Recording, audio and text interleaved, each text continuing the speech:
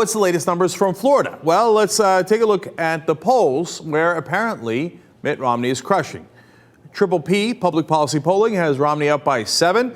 Insider Advantage has him up by 5. Quinnipiac has him up by 14. NBC Marist 15. Miami Herald 11. So Romney leading in all of those polls going into the election tomorrow. So he seems like he's in great shape. Well, how's he doing among early voters? Because Florida allows for that. And in fact, anywhere between a quarter to a third of the voters have already voted. There's already 500,000 votes that have been cast.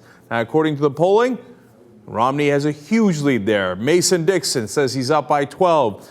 Public Policy Polling estimates he's up by 10. NBC estimates he's up by 18 in early voting. So that means if Newt Gingrich is to have any chance, he would have to crush on the day of the election because he's got to overcome the early votes that are already appear to be on Romney's side.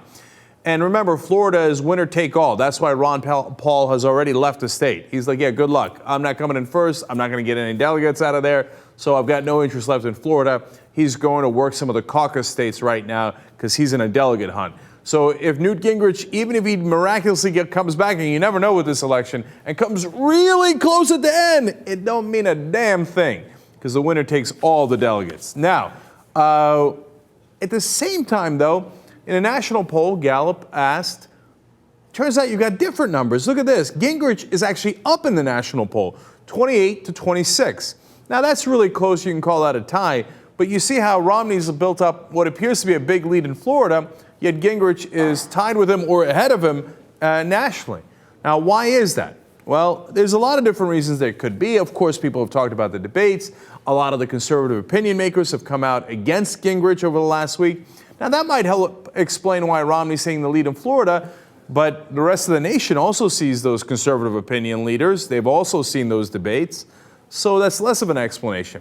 Well, here's one possible explanation. Ad spending in Florida. Mitt Romney and his super PACs, which of course he knows nothing about. What, their ads? Oh, I haven't seen any of their ads. That's what he always claims. Has spent over $15 million already in just Florida.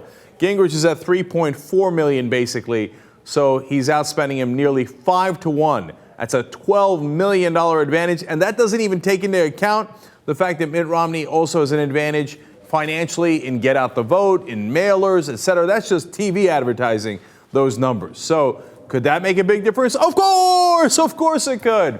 And you know, we talked about how Sheldon Adelson is Newt Gingrich's sugar daddy, and he's financing Gingrich, in fighting back against Romney. But you know what? Romney has like 1 million sugar daddies.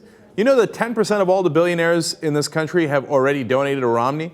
So the amount of money Romney has is much larger than Gingrich's money, and he overpowered him with those ads in Iowa. And even in South Carolina, even though Newt Gingrich won, Mitt Romney had outspent him 2 to 1 in ads.